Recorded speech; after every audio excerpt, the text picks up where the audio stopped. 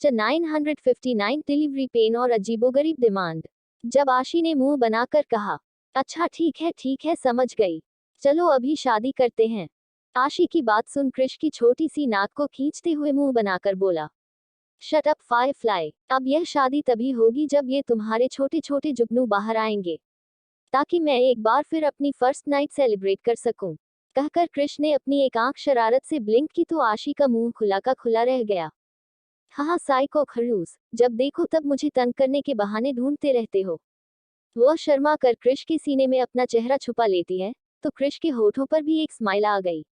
लेकिन अगले ही पल आशी एकदम से तदा उठी। Ouch psycho firefly, what happen my love, कहते हुए क्रिश हड़बड़ा कर आशी की तरफ फिक्र से देखने लगा। जब आशी ने बताया, साइको लगता है हम दोनों की शादी की जल्दी, हमसे ज्यादा तुम्हारे इन छोटे छोटे जुगानुओं को है। मुझे पेट में बहुत दर्द हो रहा है साइको, प्लीज कुछ करो। व्हाट पेट दर्द, ड्राइव गाड़ी फास्ट चलाओ और अस्पताल की तरफ ले चलो। फायरफ्लाई संभालो खुद को, मैं बाकी लोगों को इन्फॉर्म करता हूँ। कहकर क्रिश ने आशी को अपनी बाहों में संभाला और किसी को कॉल किया। हेलो व्हाट, ओके तुम लोग हॉस्पिटल पहुंचो, हम अभी पहुंच रहे हैं। कहकर क्रिश के पिता राहुल ने कॉल डिस्कनेक्ट की और उनकी फिक्र भरी आवाज सुन जिंदल विला के हाल में बैठे सभी लोग हैरान होते हुए बोले, क्या बात है राहुल, किसका फोन था? क्रिश का फोन था, आशी को शायद लेकर पेन शुरू हो चुका है और वह उसे लेकर हॉस्पिटल जा रहा है, हमें जल्दी चलना होगा। कहकर राहुल तुरंत अपनी पत्नी ऐना और अपने बच्चों के साथ वहां से निकले और यह सुनने के बाद अक्षत भी अपनी पत्नी खुशी और फैमिली के साथ तेजी से बाहर भागे। कुछ देर बाद हॉस्पिटल में क्रिश आशी को स्ट्रेचर पर लेटाए उसका हाथ पकड़े हुए था। डॉक्टर ट्रीटमेंट से पहले आशी को चेक कर रहे थे और आशी दर्द से तड़पते हुए क्रिश का हाथ पकड़े बोली, आयुष साइको प्लीज मुझे बचाओ साइको, साइको मुझे सचमुच बहुत दर्द हो रहा है। ऐसा लग रहा है मेरी जान। स्टॉप इट फायरफ्लाई, ऐसा मत कहो, हिम्मत से काम को, सब ठीक हो जाएगा, मैं हूं ना तुम्हारे साथ। डॉक्टर इतना वक्त क्यों लग रहा है यू बस्टर्ड, जल्दी कुछ करो, मेरी फायरफ्लाई को तकलीफ हो रही है, नजर नहीं आता तुम्हें? जो करना है जल्दी करो वरना एक एक को गोली मार दूंगा मैं। कहते हुए क्रिश डॉक्टर की टीम पर बहुत बुरी तरह चिल्ला रहा था, जिसे देख डॉक्टर्स की जान तो हलक में अटक चुकी थी कि तभी आशी जो कि बहुत बुरी तरह दर्द में थी, क्रिश के चेहरे पर एक थप्पड़ मार बोली, साइको के बच्चे, उन लोगों पर क्यों चिल्ला रहे हो, जबकि यह सब कुछ तुम्हारा क्या धरा है? क्या जरूरत थी मुझे इतना प्यार करने की? अब देखो मुझे दर्द हो रहा है ना। क्रिश का कॉलर पकड़ गुस्से से हिलाते हुए, मैं कुछ नहीं जानती, जल्दी ये दर्द कम करो वरना मैं तुम्हारा सर फोड़ दूंगी, सारे के सारे दांत तोड़ दूंगी। आउश माँ। आशी अपना पेट पकड़ जोर जोर से रो रही थी। जब क्रिश ने हैरानी से अपने गालों को सहलाते हुए उसके हाथों से अपना कॉलर छुड़ाने की कोशिश करते हुए कहा, क्या कहा? फायरफ्लाई तुम इसका इल्जाम मुझ पर लगा रही हो? क्या मैंने तुमसे कहा था प्रेग्नेंट होने को? ये तुम्हारी जिद थी, मैं जानता था तुम ये हैंडल नहीं कर पाओगी। आप देखो तकलीफ हो रही है ना, और तुम्हें देखकर मुझे। गुस्से से डॉक्टर की तरफ देख, यू ब्लडी खड़े खड़े मेरा मुंह क्या देख रहे हो? जान से हाथ धोने का इरादा है क्या? उद्धरण चिन्ह। सॉरी किंग, हम कोशिश कर रहे हैं, लेकिन जब तक उनकी हेल्थ रिपोर्ट तो है, जस्ट शट अप, जो करना है जल्दी करो। क्रिश एक बार फिर डॉक्टर पर चिल्लाया और एकदम से अपनी गन निकाल उन लोगों को शूट करने ही वाला था, जब आशी एकदम से चिल्लाकर बोली, साइको खबरदार, अब अगर एक भी ड्रामा किया तो तुम्हें उठकर बाहर फेंक दूंगी। डॉक्टर अपना काम करो, मुझे बहुत दर्द हो रहा है। आशी के अचानक डांटने पर क्रिश ने एक गहरी सांस लेकर अपनी आंखें बंद की और गुस्से का घूंट पीते हुए अपनी बंदूक नीचे रखी, फिर आशी के हाथों को अपने हाथों में लेकर प्यार से उसके माथे पर किस करते हुए बोला, माय लव, गहरी गहरी सांस लो बेबी, देखो मेरी तरफ। ओफो, गहरी सांस ही ले रही हूँ साइको आयुष, लेकिन सबसे पहले तो तुम डॉक्टर पर चिल्लाना बंद करो, मुझे बहुत डर लग रहा है। साइको यू लव मी ना, बोलो बोलो यू रियली लव मी ना? यस माय लव, ये भी कोई पूछने वाली बात है? Of course I love you so much. अच्छा अगर ऐसा है तो फिर लाउडली क्राइंग ए आज के बाद बच्चे मैं पैदा नहीं करूंगी, बल्कि तुम करोगे, वादा करो मुझसे। व्हाट? क्रिश की आंखें फैल गई तो आशी ने मासूम सा चेहरा बनाकर कहा, हाँ एक बार मैंने किया है ना, अगली बार तुम करोगे तब जाकर हिसाब बराबर होगा। आह है साइको, मुझे अभी के अभी आइसक्रीम ला कर दो, मुझे बहुत घबराहट हो रही है। व्हाट? आइसक्रीम? और इस वक्त कृष ने हैरान होकर पूछा तो आशी जोर जोर से रोते हुए। उद्धरण चिन्ह डॉट। अरे हाँ, मुझे बहुत दर्द हो रहा है, मुझे स्ट्रेस हो रहा है, प्लीज प्लीज कुछ करो। आयुष। ओके ओके तुम टेंशन मत लो, मैं अभी मंगाता हूँ। राका। आया आया किंग, कहते हुए राका तेजी से दौड़ते हुए वार्ड के अंदर दाखिल हुआ और उसके हाथों में ढेर सारे आइसक्रीम बॉक्स देख कृष के साथ साथ आशी भी हैरान थी।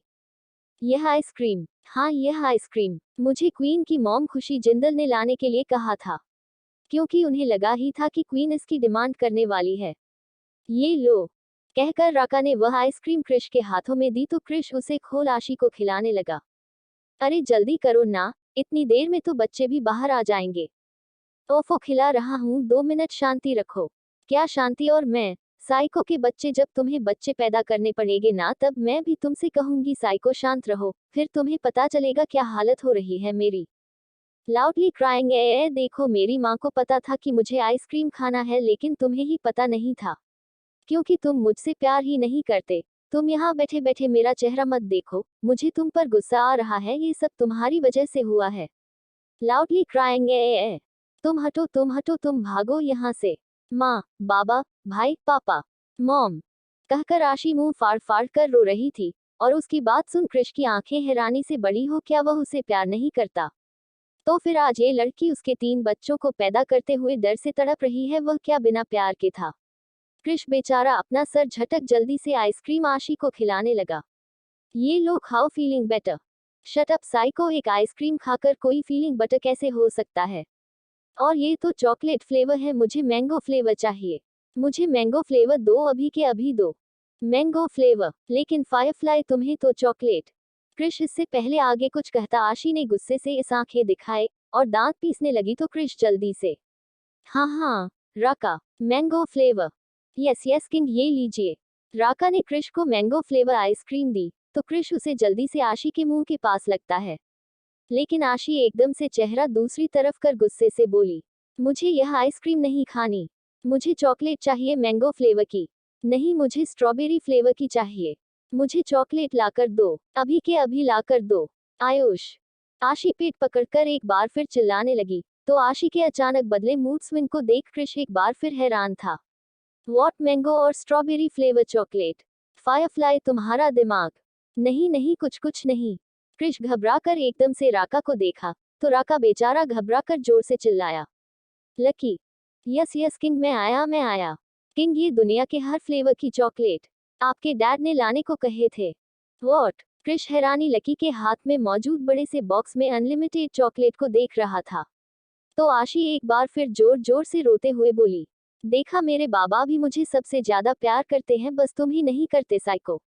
लाउडली क्राइंग ए जल्दी मुझे कला खट्टा फ्लेवर चॉकलेट दो। वॉट? लेकिन अभी तो तुम्हें मैंगो और स्ट्रॉबेरी चाहिए थे, कृष ने हैरान होकर कहा तो आशी एकदम से पास में रखे हुए एप्पल को उठाकर कृष के सर पर फेंककर मारते हुए बोली, आयुष, कोई मुझे हथौड़ा ला कर दो, आज तो मैं पक्का साइको के दांत तोड़ने वाली हूँ। राका भैया, अपनी बंदूक दो मुझे। आशी ने दर्द में राका से उसकी बंदूक मांगी तो डॉक्टर ने घबरा कर बताया, किंग शायद क्वीन डिलीवरी से पहले होने वाली नर्वसनेस का शिकार हो गई है। ऐसे में लेडी अजीबोगरीब डिमांड करती है ताकि वह इस दर्द को इग्नोर कर सके। क्वीन के साथ भी ऐसा ही हो रहा है, आप बस उन्हें कंफर्टेबल कीजिए। वॉट? अब ये क्या है? ओ गॉड, मैं पागल हो जाऊंगा, कहकर कृष अपना बाल नोचने लगा तो आशी एकदम से खींचकर उसके पेट में मुक्का मारते हुए बोली, पागल लोग बार बार पागल नहीं होते साइको के बच्चे, जल्दी से मुझे मेरा करेला फ्लेवर चॉकलेट दो वरना मैं तुम्हारी जान ले लूंगी। आशी बुरी तरह रोते हुए अपना पेट पकड़ तड़प रही थी। जब उसकी बात सुनकर अब आसपास खड़े राका और लकी भी हैरान होकर बोले, वॉट, करेला फ्लेवर चॉकलेट? वो दोनों हैरानी से एक दूसरे का चेहरा देखने लगे, जैसे कह रहे हो कि अब ये कहाँ से लाएं। कि तभी ना राहुल, नताशा, रॉकी, अथर्व, श्रेया, माही, समर और जिंदल फैमिली में अक्षत, खुशी, काजल, अंश, साथ ही सिंघानिया फैमिली भी दौड़े दौड़े जल्दी से वर्ड के अंदर दाखिल होते हुए बोले, हम आ गए। आशी आशी, कैसी है हमारी बच्ची?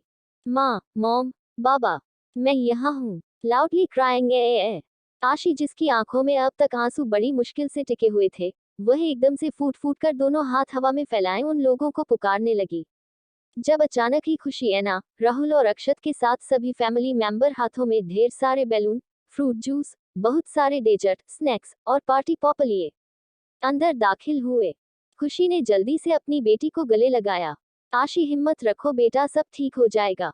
माँ, बहुत दर्द हो रहा है। Loudly crying. मुझे घर जाना है, मुझे घर जाना है, घर जाना है। लेकिन आशी।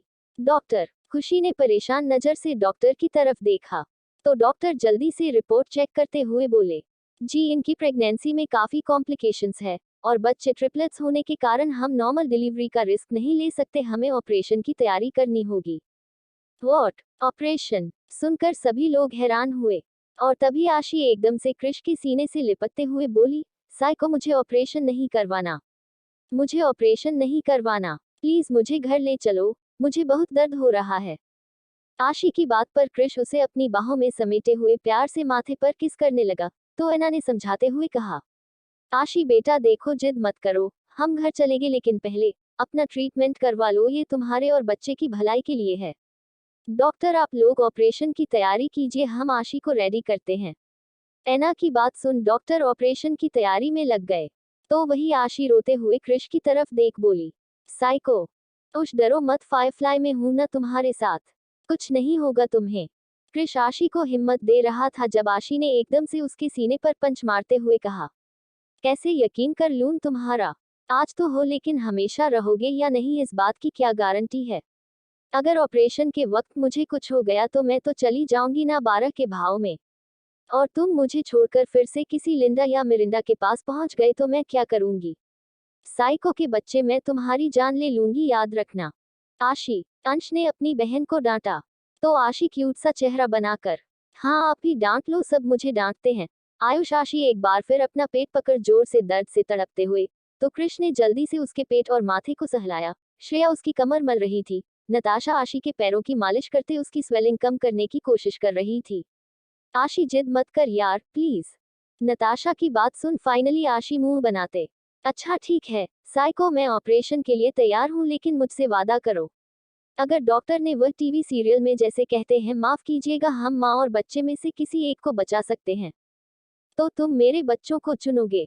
फायरफ्लाई। कृष एकदम से आशी पर चिल्लाया तो आशी जो कि खुद बहुत दर्द में थी गुस्से से उसके चेहरे पर एक थप्पड़ मार कर बोली, खामोश, मेरी बात अभी पूरी नहीं हुई है। हाँ तो मैं कह रही थी, मेरे बाद मेरे बच्चों का ख्याल रखना और खबरदार उन पर गुस्सा किया तो दांत तोड़ दूंगी मैं तुम्हारे। हाँ, और मेरी तीसरी बात, साइको खबरदार, जो मेरे बाद किसी और से शादी करने की कोशिश की, याद रखना चुड़ैल बनकर तुम्हारे सर पर बैठ जाऊंगी और उस दूसरी चुड़ैल का गला दबा दूंगी। यह मत सोचना मैं तुम्हारे साथ नहीं हूं तो तुम अपनी मनमानी करोगे। लुक ऑफ ट्रायम्फ सपने में आकर डरा दूंगी जोर से, हाँ नहीं तो। और मेरी आखिरी बात, साइको, आई लव यू बोलो ना बस 5 बार। लाउडली क्राइंग ए कहकर आशी फूट फूट कर रोने लगी और उसकी नौटंकी देख जहां एक तरफ कृष्णा गुस्सा आ रहा था तो वही सभी लोग अपने सर पर हाथ मार लेते हैं। और तभी समर ने कमर पर हाथ रखकर कहा, ये बंदरिया कभी नहीं सुधरेगी।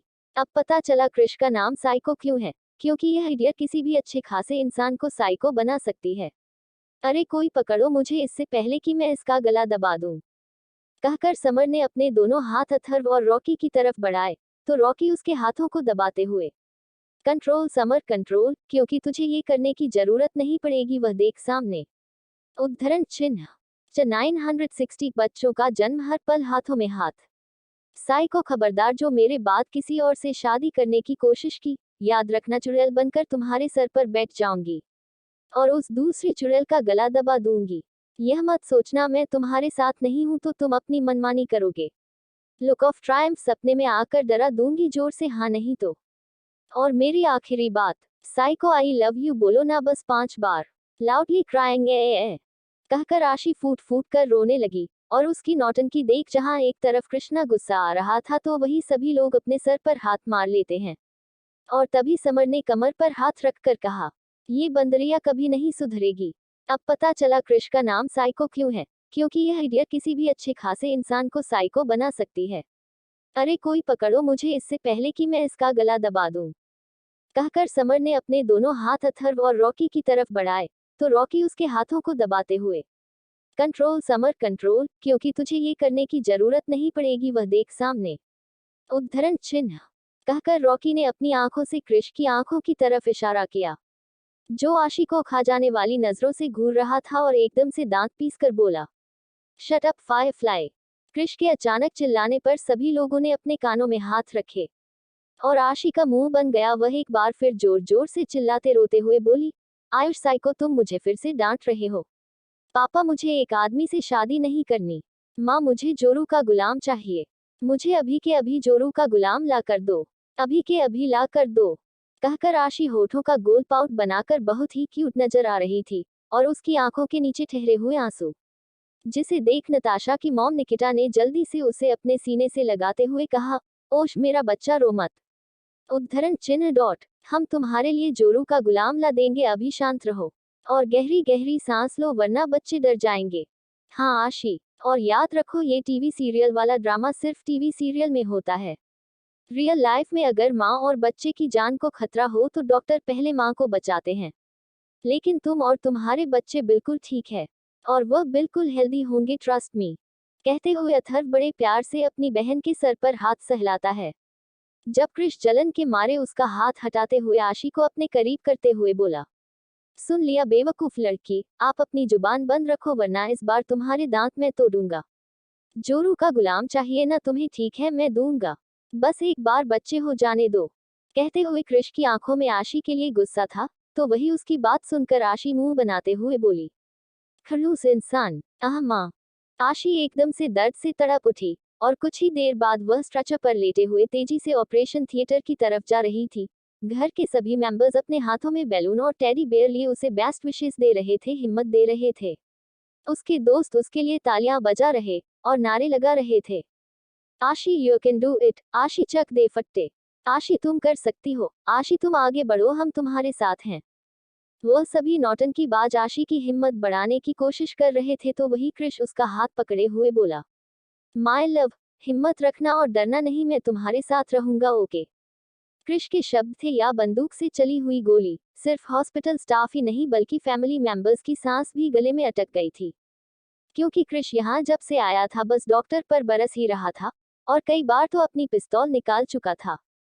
और अब अगर वह ऑपरेशन थिएटर में आशी के साथ गया तो कहीं डॉक्टर उसके खौफ से आशी के शॉर्ट सर्किट ही ना उड़ा दे। ये सोचकर ही सभी के माथे से पसीना बहने लगा, और सभी घबरा कर एक दूसरे को देखने लगे। ऐना ने आंखों ही आंखों में राहुल की तरफ इशारा किया कि वह क्रिश को समझाएं, लेकिन राहुल तो अपना सलाइवा गटकते कदम पीछे ले चुके थे, क्योंकि वह जानते थे जब जब बात आशी की आती थी क्रिश किसी की नहीं सुनता था, और पिछले दिनों तो उन्होंने क्रिश का रुद्र रूप देखा था। इसके बाद वह क्रिश के सामने जाने का रिस्क नहीं ले सकते थे, और अचानक अपने पति को पीछे जाते हुए देखे ना उन्हें एक बार फिर आंखें दिखाई है, लेकिन राहुल जल्दी से ना में सर हिलाने लगे। तो फाइनली ऐना ने क्रिश को खुद समझते हुए कहा, क्रिश बेटा, जो अगर आप लोग मुझे अंदर जाने के लिए मना करने वाले हैं तो खामोश हो जाए, क्योंकि मैं ये बात बिल्कुल नहीं मानने वाला। मेरी फायरफ्लाई को मेरी जरूरत है, और मैं उसका साथ नहीं छोड़ूंगा किसी भी कीमत पर। क्रिश के शब्द सुन आशी, जो कि बहुत ज्यादा दर्द में थी, बावजूद इसके चेहरे पर प्यारी सी मुस्कान लिए बोली, ओ मेरा psycho, psycho 5 bar I love you बोलो ना। शट अप, यहाँ मेरी जान जा रही है और तुम्हें आई लव यू की पड़ी है। फायरफ्लाई, क्या करूं मैं तुम्हारा? प्यार करो और क्या करोगे, आयुष साइको। आशी एक बार फिर अपना पेट पकड़ जोर जोर से चिल्लाने लगी, जल्दी चलो, जो करना है करो, आई लव यू बाद में बोल लेना, फिलहाल अभी मुझे बचाओ, और तुम अंदर मत जाओ, वरना तुम्हारे डर से डॉक्टर मेरे फ्यूज उड़ा देंगे। तुम बहुत गुस्सा करते हो। पापा बाबा, अगर आप लोग मुझे जिंदा देखना चाहते हैं तो साइको को पकड़ो। नेकी और पूछ पूछ हम पकड़ते हैं, आशी। कहकर अंश, समर, अथर्व और रॉकी एक साथ आगे आए और एकदम से क्रिश का हाथ पकड़ लेते हैं। डॉक्टर, जल्दी लेकर जाओ अपने पेशेंट को। कहकर वह चारों अपने ग्रिप क्रिश के हाथों पर मजबूत करते हैं, तो क्रिश, जो कि फिलहाल इसके लिए तैयार नहीं था, एकदम से हैरान और अगले ही पल गुस्सा होकर उन चारों को वार्निंग देते हुए बोला, यू इडियट, क्या कर रहे हो तुम लोग, छोड़ो मुझे, मुझे मेरी फायरफ्लाई के पास जाना है। बिल्कुल नहीं, हम तुम्हें छोड़ने का रिस्क नहीं ले सकते, क्योंकि तुम्हारा क्या भरोसा, गुस्से में 2-4 डॉक्टर ही निपटा दो। क्रिश, थोड़ी देर शांत रहो। वह चारों क्रिश को जबरदस्ती पकड़े हुए थे, जब खुशी ने घबराते हुए कहा, क्रिश, बच्चे सही कह रहे हैं, तुम्हारा गुस्सा आशी की जान पर खतरा हो सकता है। हम सब तो यही है ना, तो तुम भी हमारे साथ बाहर ही। इससे पहले खुशी आगे कुछ कहती, कृष एक जोरदार धक्का देकर उन चारों लड़कों से अपना हाथ छुड़ाया और एकदम से अपनी गन निकालकर उन चारों पर पॉइंट करते हुए बोला, मेरा गुस्सा मेरी फायर फ्लायर के लिए जान पर खतरा है या नहीं ये तो बाकी बात है मदर इन लॉ, लेकिन इन सब की मौत का सबक जरूर बन जाएगा। अगर आप लोगों ने मुझे जाने नहीं दिया तो हटो मेरे रास्ते से। कहकर कृष सभी को धक्का देकर आशी के पीछे पीछे ऑपरेशन थिएटर में चला गया और सभी बुरी तरह घबराए उसे जाता हुआ देखते रह गए। जब समर ने पास में खड़े सिक्योरिटी को अपने हाथ में मौजूद ढेर सारे बैलून देते हुए राका के हाथ से आइसक्रीम छीनकर खाते हुए मुंह बनाकर कहा, दोस्तों चलो जल्दी जल्दी आइसक्रीम और चॉकलेट खाकर फिनिश कर दो। वॉट समर, यहाँ इतनी टेंशन है और तुम्हें आइसक्रीम और चॉकलेट की पड़ी है? अथर्व ने गुस्से से समर को पंच मारकर कहा। तो समर एक ठंडी सांस लेकर फ्लोर पर ही बैठकर बहुत सारी आइसक्रीम और चॉकलेट बिखेर कर जल्दी जल्दी खाते हुए बोला, इसीलिए तो कह रहा हूँ जल्दी जल्दी खा लो, क्योंकि उसके बाद 40 दिनों तक कोई नहीं खा पाएगा। और फूड वेस्ट करना गलत बात है, ऐसा बाबा ने सिखाया है। 40 दिनों तक नहीं खा पाएगा, कहकर राहुल ने अपने दिमाग पर जोर दिया और अगले ही पल इसका मतलब समझ समर के सर पर खींचकर एक टिप्पणी मारते हुए बोले, समर यू इडियट, यह क्या बकवास कर रहे हो तुम, शुभ शुभ बोलो। राहुल की बात सुन समर यूं ही बेशर्मों की तरह बहुत सारी चॉकलेट और आइसक्रीम खाते हुए बोला, ओह कम ऑन बाबा, अब मेरे शुभ शुभ बोलने से अंदर गए हुए जिन डॉक्टर्स की यमराज टिकट काट चुके हैं वह कैंसिल तो नहीं होने वाला ना, और न ही उनके सर पर मौत की तरह तांडव करने वाला वह साइको बेहोश होने वाला है। तो फिर मैं शुभ शुभ बोलकर अपनी आवाज वेस्ट क्यों करूं? इससे तो अच्छा मैं भरपेट चॉकलेट और आइसक्रीम खा लूं जो कि सारी दुनिया में सबसे एक्सपेंसिव और टेस्टी फ्लेवर्स के हैं। अब देखना थोड़ी देर बाद अंदर से गोलियों की आवाज आएगी और लाशें बिछ जाएंगी लाशें। हाँ लेकिन आप आशी की फिक्र मत करो, उसे कुछ नहीं होगा, वह बहुत मोटी चमड़ी की है। समर की बात सुनकर घर के सभी बड़े अपना सर पकड़कर साइड में लगे हुए बेंच पर बैठ गए थे और अंदर होने वाली अफरा तफरी का इंतजार कर रहे थे। देखते ही देखते 2 घंटे का वक्त गुजर गया। समर जो कि बहुत सारी चॉकलेट और आइसक्रीम खाकर फाइनली अपना गला खराब कर एक बड़े से बेंच पर लगभग पड़ी हुई सी कंडीशन में था। उसकी जीभ बाहर निकली हुई थी मानो वह कोई लाश हो, तो वही रॉकी उसके छोटे से बेटे को खिलाते हुए बार बार समर को देखकर अपना सर झटक रहा था। लिटिल चैंप, एक बात कहूं, बेहतर है तुम सुसु और पॉटी करने से पहले लॉक लगाना सीख लो, क्योंकि जिसके पास ऐसा बाप हो उसे अपनी चॉकलेट और आइसक्रीम छुपाने के लिए बहुत मेहनत करनी पड़ेगी। हा हा हा हा। जहां एक तरफ रॉकी समर के छोटे से बेटे माहिर को खिला रहा था, तो वही माही और नताशा परेशान होकर खुशी और निकिता ऐना के पास गईं। आंटी इतनी देर हो गई और अब तक अंदर से कोई खबर नहीं आई, सब ठीक तो होगा ना? पता नहीं बेटा, मेरा भी दिल बहुत घबरा रहा है, बस भगवान करे सब ठीक हो। कहकर सभी औरतें परेशान थी जब अचानक ही अंदर से नर्स की एक टीम बाहर निकली। क्या आप लोग मैसेज आशी क्रिश डेविडसन के साथ है? नर्स की बात सुनते ही खुशी हड़बड़ा कर जल्दी से आगे बढ़ते हुए, हाँ हाँ मैं उनकी मॉम हूँ, एना ने बताया। और मैं मदर इन लॉ। कैसे हैं मेरे बच्चे? जी मुबारक हो, 2 बेटे और 1 बेटी हुई है। उद्धरण चिन्ह कहकर नर्स ने उन लोगों के हाथों में छोटे छोटे 3 बच्चे थमाया, जिन्हें अपने हाथों में लेते ही सभी का मुंह खुला का खुला रह गया था और आंखों में खुशी की चमक थी। दिल में खुशियों की लहर दौड़ पड़ी थी। आशी की मॉम खुशी के हाथ में एक प्यारा सा बच्चा था, जो बिल्कुल किसी अंग्रेज की तरह नजर आ रहा था। दूध सा गोरा रंग, नीली आंखें, लेकिन आशी की तरह काले बाल, सॉफ्ट गुलाबी होंठ और नन्हे नन्हे हाथ पैर, जिसे देखते ही खुशी को अपनी आंखों पर यकीन नहीं हुआ और वह मुस्कुराकर भीगी आंखों से उस बच्चे को छूने लगी। तो वही क्रिश की मॉम एना के हाथ में भी बिल्कुल उसी की तरह कार्बन कॉपी बच्चा मौजूद था, जो एना की बड़ी बड़ी हाथों की उंगलियों में अपनी नन्ही सी उंगलियां देकर हल्के हल्के मचल रहा था, जिसे देखते ही एना और राहुल के होठों पर एक बड़ी सी मुस्कान थी। वह लोग तो खुशी से पहले नहीं समा पा रहे थे, तो वही अंश, अथर्व, रॉकी, नताशा, काजल, समर और माही अपने हाथों में मौजूद एक छोटी सी गुड़िया को देख रहे थे। तभी समर ने कहा, उद्धरण चिन्ह, ओ माय गॉड, इसके बाल तो। नताशा ने बात पूरी करते हुए, बिल्कुल इसके डैड की तरह है, लाइट ब्राउन। काजल ने कहा, और इसकी मुलायम छोटी छोटी उंगलियां। माही ने कहा, बिल्कुल क्यूट बाबी डॉल की तरह। तो रॉकी ने एक्साइट होते हुए कहा, कॉम्प्लेक्शन बिल्कुल आशी और क्रिश को मैच करते हुए, लेकिन आंखों का ये colour, oh my God. Rocky हैरान था जब अथर्व ने कहा, ब्लू ग्रे कॉम्बिनेशन, ये तो आशी और क्रिश का मैच है। ओ माय गॉड, अथर्व के शब्द थे और निकिता ने लपक कर उनके हाथों से बच्ची को लेते हुए, दिखाओ मुझे। हे कान्हा जी, ये बच्ची तो, ओ हे कहीं नजर न लग जाए। निकिता ने तुरंत बच्ची की बलियां लेना शुरू कर दिया था। जब अचानक ही अक्षत, जो कि न जाने कब से खुशी के हाथ में वह छोटा सा बच्चा देख जल बुनकर राख हो रहे थे, भले ही वह उनका ग्रैंड चिल्ड्रन था, लेकिन अपनी जान के करीब तो वह अपने बच्चों को भी बर्दाश्त ना कर सकते थे, और अब तीन तीन दुश्मन और आ पड़े थे। अक्षत एक झटके में बच्चे को अपनी गोद में लेते हुए बोले, उद्धरण चिन्ह, जान, ये बच्चा मुझे दो, तुम थक गई होगी ना। अक्षत की बात सुनते ही खुशी उन्हें आंखें छोटी कर घूमने लगी, क्योंकि वह जान चुकी थी कि अक्षत को बच्चा देखकर भी जलन हो रही है। वह मुंह बनाकर कुछ कहने की वाली थी जब अक्षत ने कहा, जान, हमारी बेटी अंदर है, अरे जाओ जरा नर्स से पूछो वह कैसी है। अक्षत ने खुशी को भटकना चाहा और इसमें वह कामयाब भी हो गए। खुशी, जो कि अब तक चेहरे पर बड़ी सी मुस्कान लिए खड़ी थी, एकदम से परेशान होकर, अरे हाँ, मैं तो भूल ही गई थी। न न मेरी बेटी कैसी है वह? फिक्र मत कीजिए, वह बिल्कुल ठीक है, थोड़ी ही देर में हम उन्हें वार्ड में शिफ्ट कर देंगे, फिर आप उनसे मिल सकती हैं। नर्स ने इतना कहा ही था जब अचानक की दो बड़े से स्ट्रेचर पर, जिसमें एक पर आशी, क्योंकि फिलहाल एक बहुत बड़े ऑपरेशन से गुजरी थी, तो दूसरे पर क्रिश बेहोश था। लेकिन दोनों का हाथ एक दूसरे के हाथों में था, और ये देख राहुल, ऐना के साथ साथ सभी लोगों की आंखें फैल गई। क्रिश, क्रिश, क्या हुआ तुम्हें? ओ माय गॉड राहुल, हमारा बेटा।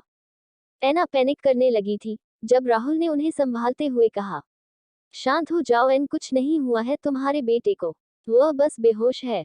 क्या बेहोश? लेकिन क्यों? खुशी ने हैरान होते हुए कहा, लेकिन इससे पहले वह कुछ समझती, अक्षत की कोल्ड वॉइस उनके कानों में गई, रिलैक्स जान, इसके अलावा कोई और रास्ता नहीं था। रास्ता नहीं था मतलब अक्षु, क्या ये सब अपने? लेकिन कब? खुशी के सवाल पर घर के सभी लोग हैरानी से अक्षत की तरफ देखने लगे, जब अक्षत अपने ख्यालों में खो गए।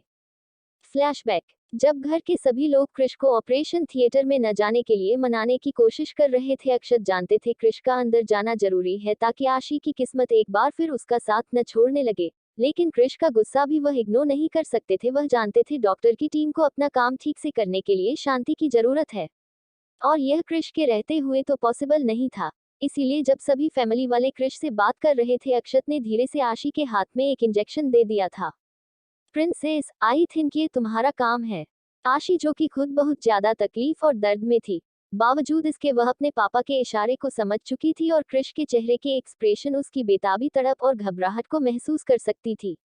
क्रिश जैसे ही वार्ड में उसके पास आया था, सही मौका देखकर आशी ने धीरे से उसे वह सुई क्रिश को लगा दी, क्योंकि क्रिश के करीब जाने की हिम्मत तो डॉक्टर में बिल्कुल नहीं थी। अचानक इंजेक्शन लगने से क्रिश हैरान हुआ। फायरफ्लाई, यह क्या किया तुमने? Sorry psycho, but trust me, मुझे कुछ नहीं होगा, क्योंकि तुम हो ना मेरे साथ, कहकर आशी ने क्रिश का हाथ पकड़ लिया था। और अगले ही पल आशी के साथ साथ क्रिश भी बेहोश होकर गिरने ही वाला था, जब डॉक्टर की टीम ने अक्षत के इंस्ट्रक्शन के मुताबिक उसे तुरंत दूसरे स्ट्रेचर पर लिटाकर आशी के बगल में ही रख लिया था। पूरे ऑपरेशन के दौरान क्रिश और आशी का हाथ एक दूसरे के हाथ में था, यानी वह पागल दीवाना हर पल उसके साथ था। फ्लैशबैक एंड प्रेजेंट टाइम, 1 घंटे बाद। 961 आशी के लिए क्रिश की दीवानगी का ट्रेलर, क्योंकि क्रिश के करीब जाने की हिम्मत तो डॉक्टर में बिल्कुल नहीं थी। अचानक इंजेक्शन लगने से क्रिश हैरान हुआ। फायरफ्लाई, यह क्या किया तुमने?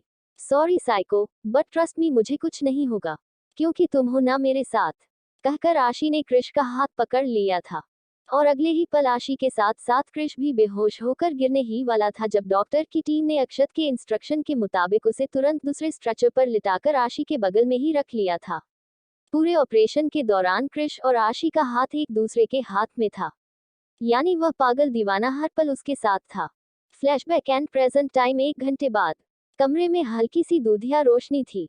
दीवार पर लगे घड़ी की टिक टिक अब भी उतनी ही सख्ती से चल रही थी जैसे किसी का इंतजार कर रही हो। आशी की आंखें थकी हुई थी, लेकिन चेहरे पर एक ऐसी चमक थी जो किसी माँ की ममता से ही आ सकती थी। उसके बाजू में 3 नन्हे जिस्म सहेज कर रखे गए थे, 2 बेटे, 1 बेटी। पूरा कमरा अब बस उनकी सांसों से गुलजार था। आशी बेटा, तूने कमाल कर दिया। ऐना की आंखों में आंसू थे। इतने सालों की दुआओं, चाह तो का फल आज मिला है। दुनिया के हर माँ बाप की तरह अपने ग्रैंड चिल्ड्रन को अपनी बाहों में लेने की चाहत न जाने कब से हमारे दिल में थी, और आज तुमने इसे पूरा कर दिया। थैंक यू सो मच बेटा। एना ने प्यार से आशी के हाथों पर किस किया तो आशी के प्यारे बाबा यानी राहुल बेड पर सोई हुई उन 3 मासूम नहीं जानों को देखते हुए मुस्कुराकर आशी के सर पर हाथ फेरते हुए बोले, आशी मेरी बच्ची, हम तुम्हें बात नहीं सकते कि तुमने हमें ये खुशी देकर हम पर कितना बड़ा एहसान किया है। सच कहूं तो मैं शब्दों में बयान भी नहीं कर सकता। आज तुमने सचमुच हमारे खानदान को रोशन कर दिया है, ये 3 नन्हे वारिस देकर। और मैं वादा करता हूँ अपने बच्चों का बचपना तो मैंने ठीक से देखा नहीं था, लेकिन इन सब का बचपन बिल्कुल भी मिस नहीं करने वाला।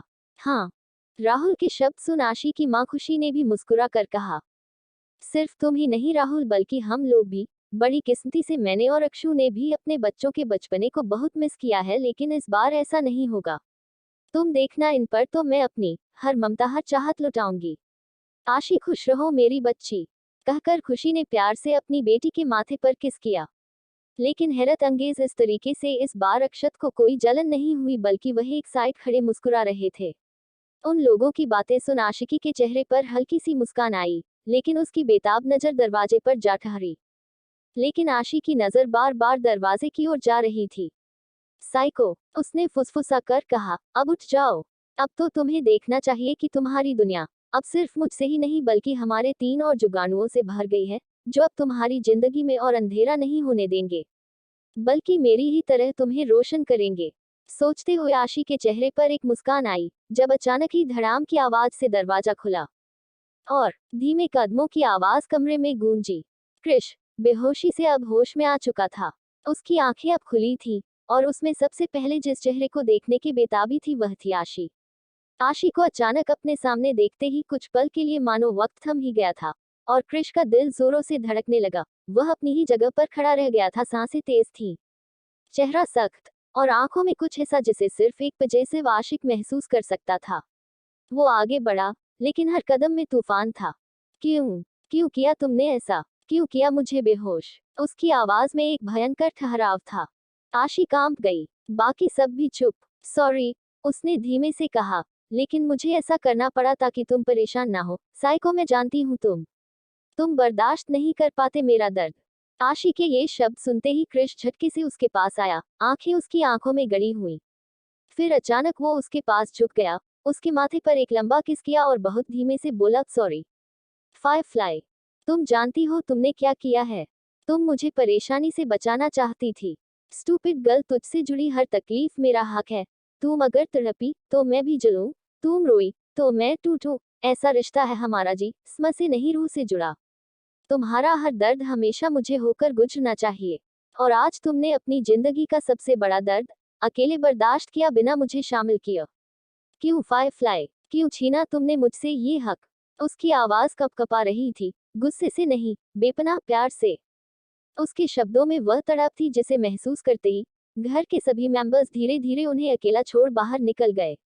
और तब आशी ने क्रिश का चेहरा अपने हाथों में थाम कहा, साइको, इधर देखो मेरी तरफ। मैंने तुमसे कोई हक नहीं छीना है, बल्कि तुम्हें हक दिया है। ये देखो तुम्हारा हक, तुम्हारी परछायां।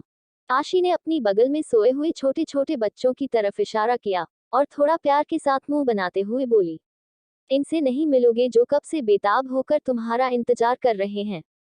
अरे कम से कम मुझे ना सही इन्हें तो आई लव यू बोल दो। खड़ूस कहीं के, जब देखो तब डांटते रहते हो। आशी के शब्दों को सुन क्रिश का ध्यान उसके बगल में लेटे हुए उन 3 नन्ही सी जानों पर गई, जिन्हें देखते ही वह कुछ पल हैरान हुआ, और सवालिया नजर से आशी की तरफ देखने लगा, जैसे पूछ रहा हो, ये नन्हे से फरिश्ते उसका अंश है? यह महसूस करते ही आशी ने पलके झपकाए, तो क्रिश के कदम उन बच्चों की तरफ बढ़ गए। अगले ही पल वह हैरानी से उनके मासूम और मुलायम चेहरे को देखते हुए कांपते हाथों को उनकी तरफ बढ़ाता है, और अगले ही पल उनके नन्ही नन्ही हथेलियां में अपनी एक मजबूत उंगली को देता है। वह बच्चे जैसे ही नींद में उसका एहसास पाते हैं, झट से अपनी आंखें खोल क्रिश को देखने लगे। क्रिश की नीली आंखें जब उन दोनों बेटों की नीली आंखों से टकराई, तो बस उस पर ही ठहर गई। लेकिन अगले ही पल जब क्रिश की नजर अपनी बेटी की ब्लू ग्रे कॉम्बिनेशन आंखों पर गई, उसकी आंखें भर आई थी। उसे कुछ पल अपनी आंखों पर यकीन नहीं हुआ, लेकिन अगले ही पल वह धीरे से बड़बड़ाया, माय लिटिल ड्रैगन्स, वो एकदम से घुटनों के बल बैठ उन बच्चों को करीब से देखने लगा। फायरफ्लाई, ये तो। हाँ, आशी की आवाज फिसलती सांस जैसी थी। कहा था ना, हमारे प्यार की निशानी होंगे, हमारी परछाई। कृष्ण ने एक बेटे और दूसरी बेटी की उंगली थामी। वो छोटी सी उंगली उसके हाथ में ऐसे समा गई जैसे कोई पूरी कायनात उसकी मुट्ठी में आ गई हो। डॉट। कृष कुछ देर खामोशी से उन्हें जी भर कर अपनी आंखों में उतारता है और अगले ही पल हल्के से बड़बड़ाया। नहीं फायरफ्लाई, सिर्फ हमारी मोहब्बत की नहीं, बल्कि मेरी दीवानगी और जुनून की निशानी, तुम्हारे लिए मेरे पागलपन, बेइंतहा चाहत और तड़प का सबूत। ये बच्चे सिर्फ बच्चे नहीं है, बल्कि मेरे दिल में धड़कता तुम्हारा सुकून है। कृष एकदम से खड़ा होकर आशी के करीब जाते हुए बोला। फायरफ्लाई, देखो, मैंने वादा किया था ना, मैं हमेशा तुम्हारा ख्याल रखूंगा, तुम्हें प्रोटेक्ट करूंगा, तुम्हारी किस्मत से जुड़कर अपनी किस्मत के बलबूते हमारी किस्मत बनाऊंगा। तो देखो, मेरा वादा 3 नए रूप में आ चुका है। अब कोई तुम्हें छू भी नहीं सकता फायरफ्लाई। कोई दुश्मन, कोई किस्मत, यहाँ तक कि हवा भी अब तुम्हें छूने से पहले हमसे इजाजत लेगी। उसने उसकी आंखों में देखा। बहुत शौक है ना मुझे बार बार छोड़कर जाने का, बेवकूफ लड़की, कभी भी कुछ भी करती हो, लेकिन अब नहीं कर पाओगी, कभी नहीं कर पाओगी, क्योंकि अब सिर्फ मैं ही नहीं, ये तीनों भी तुम्हारे पहरेदार होंगे। मैं वादा करता हूँ तुमसे फायरफ्लाई, तुम्हें चाहे जितनी भी बेवकूफियां करनी हो करो, लेकिन हर बार तुम्हारी बेवकूफी तुम्हें मुझ तक ले आएगी। मैं वादा करता हूँ मेरे साथ आज ये बच्चे भी हर पल साए की तरह तुम्हारे आसपास होंगे। इन्हें इतना मजबूत बनाऊंगा, जिस दीवार को दुनिया की कोई ताकत नहीं तोड़ पाएगी, जिसके आगे सिर्फ औलाद ही नहीं, बल्कि तूफानों का सीना भी चूर चूर हो। वह ज्वालामुखी बनाऊंगा अपने बच्चों को। उद्धरण चिन्ह। कृष की बातों में एक अजीब सा पागलपन था जिसे सुन आशी हैरान थी। उसे अच्छे से मालूम था उसका साइको पूरी तरह साइको है, लेकिन इस हद तक। आशी ने घबराकर हड़बड़ाते हुए कहा, साइको स्टॉप, कैसी बातें कर रहे हो तुम, वह अभी बच्चे हैं। सो वॉट फायरफ्लाई, दुनिया का हर इंसान अपना टारगेट, अपने रास्ते और मंजिल लेकर पैदा होता है, लेकिन मेरे बच्चों को उनकी मंजिल मैं दूंगा, सिर्फ मैं, क्योंकि वह ड्रैगन किंग के बच्चे हैं। अब से और अभी से इन बच्चों को मालूम होना चाहिए कि इनकी जिंदगी का मकसद क्या है।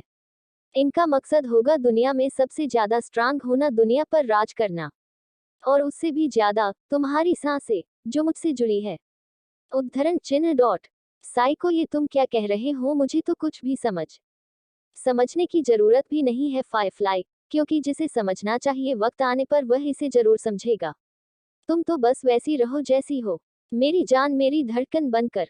कहकर कृष्ण ने उसके होठों पर हल्के से अपनी लब रखे, तो आशी ने मुस्कुराकर सिर झुका लिया। कृष्ण ने उसकी ठुड्डी थामी और उसकी आंखों में झांक कर बोला, और हाँ, अगली बार अगर तुमने या किसी ने भी मुझे तुमसे जुड़े किसी भी पल से दूर किया ना, तो याद रखना, मैं सारी दुनिया जला दूंगा, सिर्फ और सिर्फ तुम्हें फिर से महसूस करने के लिए। फिर चाहे तो वह तुम्हारे डैड ही क्यों ना हो, अंडरस्टैंड। कहकर कृष्ण ने आशी की आंखों में आंखें डाल उसे धमकी दी, जिसे देख आशी कुछ पल के लिए घबराए और तुरंत अपनी नजर इधर उधर करने लगी। वह अब तक बिस्तर पर लेटी हुई थी, क्योंकि अभी अभी एक बड़ी सर्जरी से गुजरी थी। फिलहाल बॉडी सुन्न होने के कारण उसे ज्यादा तकलीफ महसूस नहीं हो रही थी। वह दोनों आपस में बातें कर रहे थे जब दरवाजे के बने हुए एक राउंड ट्रांसपेरेंट हॉल से यह नजारा देखते हुए ऐना ने मुस्कुराकर अपने साथ खड़े अपने पति राहुल से कहा, देखो ना राहुल, अब हमारा बेटा भी बाप बन गया। वक्त कितनी जल्दी बदल गया ना। कल तक जो नाक फुलाया सब पर हुक्म झाड़ता रहता था, आज। इससे पहले ऐना आगे कुछ कहती, राहुल जी ने मुंह बनाकर कहा, कल तक, मुझे तो आज भी लग रहा है, जरा देखो तो किस तरह बेचारी बच्ची को डरा कर रखा है। एन, मैं कह रहा हूँ, आशी की शादी शायद इस लड़के से करवा कर मैंने कोई गलती की है। वह सचमुच जो रुख गुलाम डिजर्व करती है। राहुल के शब्द थे कि ऐना ने मुंह बनाकर उनके पेट में पंच मारते हुए कहा, ओह शट अप राहुल, अब मेरे बेटे के पीछे मत पड़ जाना। लालटेन जलाकर भी ढूंढते ना, लोहे की चप्पल घिस जाती तुम्हारी। फिर भी मेरे बेटे जैसा हैंडसम और उससे भी ज्यादा दीवानों की तरह प्यार करने वाला लड़का अपनी प्यारी आशी के लिए नहीं ढूंढ पाते तुम। आयुष। राहुल बेचारे अपना पेट पकड़ दर्द में सिसके, और फिर हल्का सा मुस्कुराए। हाँ हाँ, ठीक है, समझ गया। लेकिन स्वीट हार्ट, तुम्हारे बेटे जैसे इंसान को लड़का नहीं, बल्कि पागल कहा जाता है, पागल। क्या कहा तुमने, मेरे बेटे को पागल कहा? राहुल, तुम रुको। कहकर ऐना अपने पति को फिर से पीटने के लिए आगे बढ़ी तो राहुल जल्दी से घबरा कर बोले, एन कुछ शर्म करो, तुम्हारा बेटा अपनी बीवी को किस कर रहा है, जल्दी आंखें बंद करो। ओश अच्छा अच्छा कहकर ऐना ने तुरंत अपनी आंखों पर हाथ रख लिया। बस यह मौका था कि राहुल भी तुरंत मौके पर चौका मारते हुए एकदम से अपनी बीवी के होठों को अपने होठों में भर तेजी से किस करने लगे। और उनके इस हरकत पर तो ऐना की आंखें ही बड़ी हो गई थी। दूसरी तरफ रॉकी हाथों में बहुत सारी मेडिसिन और मेडिकल प्रिस्क्रिप्शन दिए अपने आप में नताशा के साथ बदबदाते हुए वहीं आ रहा था। ओ गॉड वाइफी, प्रेगनेंसी के बाद इतनी सारी मेडिसिन कंज्यूम करनी पड़ती है, ऊपर से इतना दर्द, ओह माय गॉड, मुझे तो तुम्हारी फिक्र हो रही है। हम बढ़िया है मेरी फिक्र करने वाले, खड़ूस झूठे गद्दार इंसान। ऐसे तो हर दिन मुझसे कहते हो कि तुम्हें भी डैड बनना है, तुम्हें भी डैड बनना है। देख लिया क्या हाल होता है लड़कियों का। माही के बाद आशी की भी यही हालत है, ऊपर से बेचारी की सर्जरी हुई है। रॉकी देखो, मैं तुम्हें वार्निंग दे रही हूँ, अगर इतना ही बच्चा करने का शौक है तो खुद पैदा कर लेना, लेकिन मुझसे उम्मीद मत रखना। अरे मुझे तो एक इंजेक्शन भी लग जाता है तो मैं 4 दिन तक रोती हूँ, रातों को बुरे बुरे ख्वाब आते हैं, और तुम चाहते हो मैं इस तरह दर्द में तड़पूं? ना बाबा, ना मुझसे नहीं होगा, कहकर नताशा मुंह बनाकर वहां से जाने लगी। तो रॉकी बेचारा मासूम सा चेहरा बनाकर बोला, अरे लेकिन वाइफी। इससे पहले वह आगे कुछ कहता, अगले ही पल सामने अपने मॉम और डैड का रोमांटिक नजारा देख नताशा और रॉकी की आंखें फैल गई थी। वो दोनों हड़बड़ा कर एकदम से चिल्लाने ही वाले थे, जब अचानक ही माही और समर ने दोनों के मुंह पर हाथ रखा, जो न जाने तब से पिलर के पीछे छुपकर यह नजारा देख रहे थे। उश, क्या कर रहे हो बेवकूफो? अरे इतना खूबसूरत और रोमांटिक नजारा है, और तुम इसे बर्बाद करने पर तुले हो। मोहब्बत के दुश्मनों, खामोश रहो, कहकर समर ने रॉकी के मुंह से हाथ हटाया और माही ने नताशा के मुंह को आजाद किया। तो वह दोनों अपने सामने उन दोनों पति पत्नी को देखकर हैरान होते हुए बोले, तुम दोनों, तुम्हें शर्म नहीं आती दो कपल को इस तरह? ओह कम ऑन यार नताशा, जब कपल सरेआम एक दूसरे के साथ इतनी रोमांटिक हो रहे हो, वह भी इस उम्र में, तो देखने वाले को कैसी शर्म। उद्धरण चिन्ह, कहकर समर ने अपने एक बार फिर पिलर के पीछे छुपकर सामने अपने बाबा राहुल और मोम ऐना को किस करते हुए देखना शुरू कर दिया था। जरा देखो तो कितने रोमांटिक है, ओ माय गॉड, तो मैं तो बस रोमांस की थोड़ी क्लास ले रहा था, तो बोलो इसमें क्या गलत है?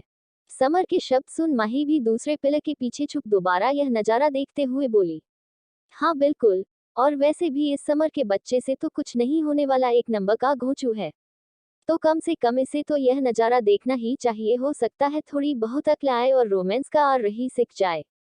माही के शब्द सुनकर नताशा का चेहरा तो शर्म से लाल हो रहा था, लेकिन रॉकी तुरंत अपना सीना चौड़ाकर कॉलर उठाते हुए बोला, ओके अगर ऐसी बात है तो यह नजारा सिर्फ तुम दोनों ही देखो, क्योंकि मुझे तो ये सीखने की जरूरत ही नहीं है। वह क्या है ना, रोमांस तो मेरे खून में है, यकीन ना हो तो मेरी वाइफी से पूछ लो। क्यों वाइफी? ठीक कह रहा हूं ना मैं, कहकर रॉकी ने शरारत से नताशा के कंधे को अपने कंधे से मारा। तो रॉकी की इस हरकत पर नताशा ने मुंह बनाते हुए कहा, स्टूपिड, कुछ तो शर्म करो, और तुम दोनों बेशर्म रुको, अभी मोम और बाबा से तुम्हारी पिटाई करवाती हूँ। बहुत शौक है ना उनका रोमांस देखने का, कहकर नताशा तुरंत आगे बढ़ गई और समर के साथ साथ माही की आंखें हैरानी से बड़ी हो गई। 962 युवान की शरारत और आस्था का शर्माना। रॉकी अपना सीना चौड़ा बोला, ओके अगर ऐसी बात है तो यह नजारा सिर्फ तुम दोनों ही देखो, क्योंकि मुझे तो ये सीखने की जरूरत ही नहीं है। वह क्या है ना, रोमांस तो मेरे खून में है, यकीन ना हो तो मेरी वाइफी से पूछ लो। क्यों वाइफी? ठीक कह रहा हूं ना मैं, कहकर रॉकी ने शरारत से नताशा के कंधे को अपने कंधे से मारा। तो रॉकी की इस हरकत पर नताशा ने मुंह बनाते हुए कहा, स्टूपिड, कुछ तो शर्म करो, और तुम दोनों बेशर्म रुको, अभी मोम और बाबा से तुम्हारी पिटाई करवाती हूँ। बहुत शौक है ना उनका रोमांस देखने का, कहकर नताशा तुरंत आगे बढ़ गई और समर के साथ साथ माही की आंखें हैरानी से बड़ी हो गई। तो वहीं दूसरी तरफ खन्ना विला, सुबह लगभग 9 बजे। युवान की आंख धीरे धीरे खुलती है, देर से सोने के कारण वह अभी तक सो रहा था। अपनी सच्ची मोहब्बत मिलने के बाद वह आजकल ना ही सिर्फ बहुत ज्यादा खुश रह रहा था, बल्कि अपनी फैमिली और आने वाले बच्चों के अच्छे भविष्य के लिए दिल लगाकर काम भी कर रहा था। उसकी जिंदगी इन 1 महीनों में काफी ज्यादा व्यस्त हो चुकी थी, जिसे वह अपने शेड्यूल के हिसाब से फॉलो करता था। चाहे बिजनेस मीटिंग कितनी भी अर्जेंट क्यों ना हो, रात 9 बजे तक सब कुछ निपटा कर घर वापस आ जाना। ऑफिस में रहने के बावजूद वीडियो कॉल और हिडन कैमरास के जरिए अपनी बीवी बच्चों पर नजर रखना। उनके लिए 24 घंटे टाइट सिक्योरिटी मेडिकल अरेंजमेंट और अपनी छोटी सी आयु के लिए बेस्ट केयरटेकर हायर करना, ताकि आस्था ज्यादा से ज्यादा रेस्ट कर सके। हर पल आस्था की ख्वाहिशों का ख्याल रखना और उनके साथ प्यार भरा वक्त गुजारना। सुबह 10 बजे के बाद ही ऑफिस जाना, ना जाने कितनी ही डिटेलिंग उसने अपनी जिंदगी में शामिल कर ली थी। छोटी सी आयु तो अपनी डैडी के बिना खाना ही नहीं खाती थी। तो वही आस्था का भी कुछ यही हाल था। प्रेगनेंसी के मूड स्विंग्स उसे पर काफी अच्छे से नजर आ रहे थे। छोटी छोटी बातों पर कभी गुस्सा करना तो कभी नाराज होकर बैठ जाना। वह इन दोनों को काफी अच्छे से एंजॉय कर रही थी, जहां उसने कभी कभी तो युवान की नाक में दम कर दिया था। लेकिन युवान भी उसके हर नखरा ऐसे उठा रहा था जैसे वह उसकी महारानी हो और वह एक छोटा सा गुलाम। युवान की यही अदा और अपने बीवी बच्चों के लिए अनलिमिटेड प्यार भरा जेस्चर देख निशांत चौधरी, जो कि कुछ दिनों पहले ही अस्पताल से डिस्चार्ज होकर वापस आए थे, फाइनली अपनी बहन की खुशी, छोटी सी आयु के लिए उसके पिता की चाहत और उससे भी ज्यादा युवान के अंदर के बदलाव को नोटिस कर उन्होंने इस रिश्ते को मंजूरी दे दी थी। हालांकि हर भाई की तरह उनके लिए यह फैसला काफी मुश्किल था, क्योंकि उन्होंने अपनी बहन को इस चीज के लिए काफी स्ट्रगल करते हुए देखा था और कहीं ना कहीं उन्होंने भी कोमा की कंडीशन में काफी कुछ बर्दाश्त किया था। अपनी जिंदगी के वह 3 साल बेड पर किसी जिंदा लाश की तरह गुजरा कोई आम बात तो नहीं थी। बावजूद इसके उन्होंने युवान को एक वार्निंग देकर एक मौका दिया था। वार्निंग की वह उसकी बहन और बच्चे का हमेशा ख्याल रखें, वरना इस बार निशांत चौधरी युवान को जिंदा नहीं छोड़ेंगे। युवान खन्ना, जो कि खुद एक माफिया का बेटा था और आज तक किसी की तिरछी नजर भी बर्दाश्त न किया था, दिल के हाथों मजबूर और निशांत चौधरी की फीलिंग को अच्छे से समझ सकता था। उसने उन्हें आश्वासन दिया था कि वह इस बार अपनी जिम्मेदारी बहुत अच्छे से निभाएगा और उन्हें शिकायत का कोई मौका नहीं देगा। इसे साबित करते हुए युवान ने खुद से निशांत चौधरी का एक बार फिर FBI जॉन के लिए नाम रिकमेंड किया था, लेकिन निशांत ने इसे सरासर इनकार कर दिया था, क्योंकि अब वह उस घटिया डिपार्टमेंट में नहीं जाना चाहते थे जहां सच्चाई की नहीं बल्कि ताकत की पूजा हो। युवान की आंखों में सच्चाई देख वह अपने बलबूते पर शहर के बाहर एक न्यूज एजेंसी में काम करने के लिए लगे थे और हर संडे आयु और आस्था से मिलने आया करते थे। फाइनली इतनी तकलीफों के बाद युवान को उसके प्रायश्चित का फल मिल चुका था, और उससे भी ज्यादा आस्था का प्यार। आज की सुबह भी कुछ ऐसी ही खूबसूरत सुबह में से एक थी। वह मुस्कुराते हुए अपनी आंखें खोलता है और बगल में नजर घुमाकर अपनी प्यारी सी बीवी को ढूंढने की कोशिश करता है, लेकिन ये क्या बहुत खूबसूरत चेहरा तो उसके पास था ही नहीं।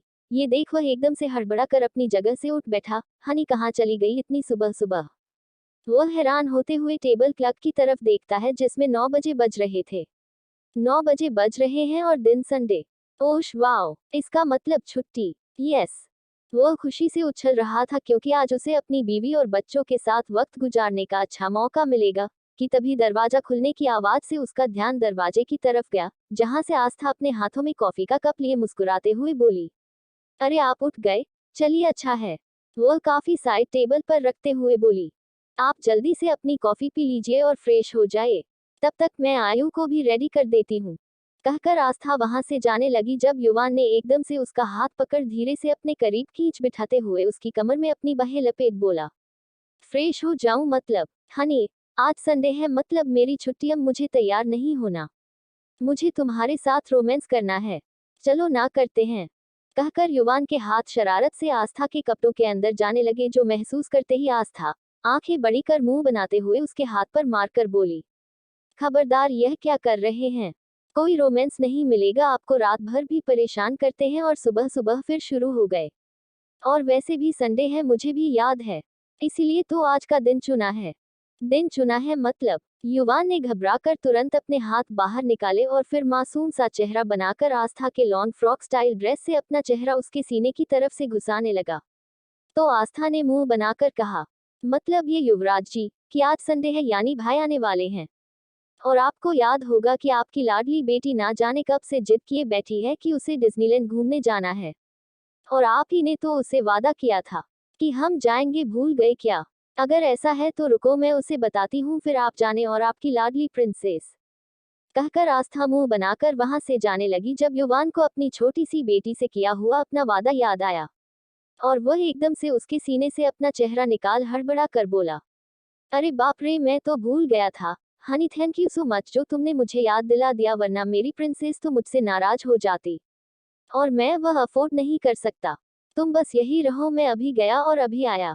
कहकर युवान तुरंत अपनी जगह से उठा और बाथरूम में फ्रेश होने के लिए भागा। जब आस्था खिलखिलाकर हंसते हुए बोली, हाँ हाँ हाँ हाँ, अरे अरे युवराज जी, पहले काफी तो पी लीजिए, वो ठंडी। इससे पहले वह अपनी बात पूरी करते युवान ने बाथरूम से आवाज दी, कॉफी गई भाड़ में हनी, पहले प्रिंसेस। युवान की बात सुन आस्था के चेहरे पर एक प्यारी सी मुस्कान आ गई। अब वह वहां से उठकर जाने लगे जब युवान, जो कि शावर के नीचे खड़े होकर अपने कपड़े रिमूव कर चुका था, लेकिन थोड़ी देर पहले अपनी क्यूट और ब्यूटीफुल सी बीवी के साथ रोमांस करने के फुल मूड में था, अचानक उसके दिमाग की बत्ती जली और वह शरारत से खुद से बोला, वैसे काफी नहीं, लेकिन मिलक तो पी सकता हूं ना। वह अपनी एक आंख दबाकर जब बाहर निकाल लेता है और अगले ही पल सीरियस चेहरे के साथ आस्था को आवाज देते हुए बोला, हनी, यह टॉवल नहीं है, थोड़ा टॉवल दोगी प्लीज।